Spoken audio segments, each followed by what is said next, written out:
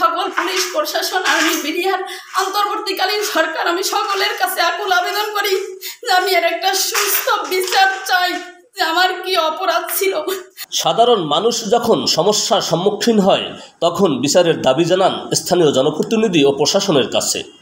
আর সেই জনপ্রতিনিধিরাই যদি সমস্যাগ্রস্ত হয় তাহলে তারা কোথায় যাবে? আমার কি অপরাধ ছিল? আমরা কি এদেশে কোনো বিচার পাবো না? এমন আক্ষেপ করে মিডিয়ার সামনে প্রশাসনের কাছে বিচারের দাবি জানান ভুক্তভোগী মারুফা বেগম নামে এক ইউপি সদস্য। মারুফা বেগম পিরোজপুর জেলার মঠবাড়ি উপজেলার ৪ নং দাউদখালী ইউনিয়নের ৭, ৮ ও ৯ নং ওয়ার্ডের সংরক্ষিত আসনের ইউপি সদস্য।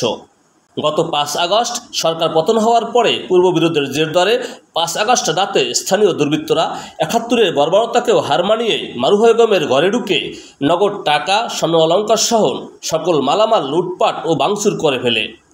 এতে প্রায় ৫ লক্ষ টাকার ক্ষয়ক্ষতি হয় বলে দাবি করেন মারুফা বেগম। বিস্তারিত শুনুন ভুক্তভোগী ইউপি সদস্যের কাছ থেকে। আমার নাম মারুফা, আমি ৪ নং দাউদখালী ইউনিয়ন পরিষদের ইউপি সদস্য, আরজি নলবনিয়া ৮ নং ওয়ার্ড, ৭, ৮ ও ৯ নং ওয়ার্ডের সংরক্ষিত আসনের মহিলা মেম্বার।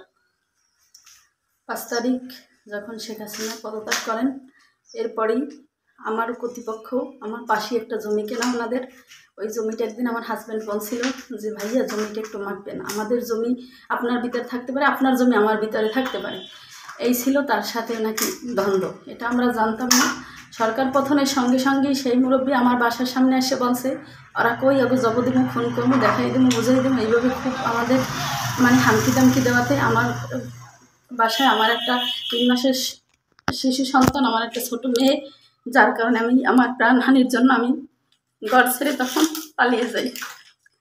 যাওয়ার পরে তখনই আমার বাসায় এসে লুটতরাজ হামলা এভাবে করছে একবার, দ্বিতীয়বার আবার সন্ধ্যার পরে এসে তালা ভাঙ্গা তার ছেলেরা আলী হোসেন বিদেশে আমার ফোন দিয়ে বলছে আমি তোর ঘর লুটতরাজ করাইছি, লুটপাট করাইছি, কোথায় আসো, দেখাই দেবো, বুঝাই দেবো, খুন করবো, জখম করবো, এইভাবে আমার এবার ফোন দিয়ে হুমকি দিছে। তখন আমি আমার বাবার বাড়িতে থাকি আসি অবস্থানকালে এই কথাগুলো আমার বলছে তার ছেলেরা। তার ছেলে হচ্ছে আতিক, সিফাত এর সাথে তারা হচ্ছে একদম গাঁজাখোর, তা দেখলে চেহারা বুঝবেন। তার সাথে আরো গাঁজাখোর সঙ্গে ভঙ্গে নিয়ে এই কাজগুলো করছে। শুধু আমার হাজব্যান্ডের অপরাধ ছিল এতটুকু যে জমিটা মাপতে বলছে, যে আমার পাশে জমি, আমার বাড়িতে খোলামেলা গরু বাছুর ওঠে, আপনি একটু জমিটা মাপলে আমি একটু বেড়াটা দিতাম। এই ছিল আমাদের নাকি অপরাধ। এইটা কেন বলছে? এই কারণে এইভাবে আমাদের অত্যাচারগুলো করছে। আর আমার ঘর লুটতরাজ করে সব নিয়ে গেছে। আমার ঘরে ছিল ৮৫,০০০ টাকা, আমার মেয়ের ছিল ২৩,০০০ টাকা। এবছর আমার বড় মেয়ে এসএসসি পাস করছে, ইন্টারমিডিয়েট মঠবাড়িয়া সরকারি কলেজে পড়ে, সেই মেয়ের টাকা এবং আমার সোনা দানা, এবং এমনকি আমার ঘরে যে চাল ছিল, আমি প্রতি বছর পৌষ মাসে চাল বানাই রাখি, পুরো বছর ওই মোটা চাল খাই। সেই চালগুলো, ডাল, তেল, ঝালমরিচ যা ছিল একটা সংসারে A to Z সব তারা নিয়ে গেছে এবং প্রকাশ্যে নিয়েছে। মানুষ দেখছে, অত্র এলাকার মানুষ সেইগুলো দেখছে। এবং এই যে টাইলস দেখেন, আমার ঘরে ৪০,০০০ টাকার টাইলস কেনা ছিল।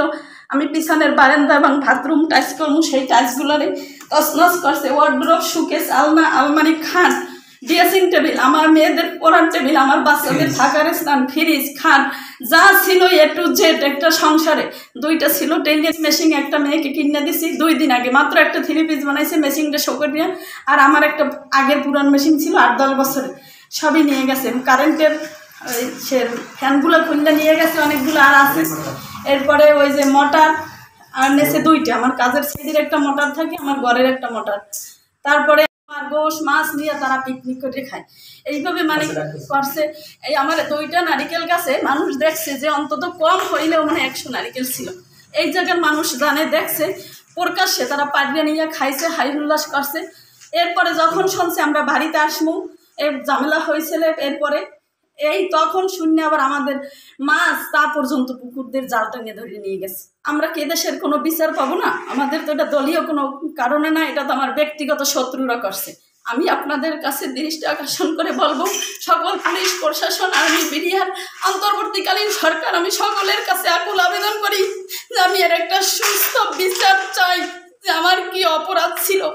আমি তো কাউরে জীবনে তুই বলেও কথা বলি নাই, কিন্তু এভাবে কেন হামলা, এভাবে কেন অত্যাচার আমাদের প্রতি করলো?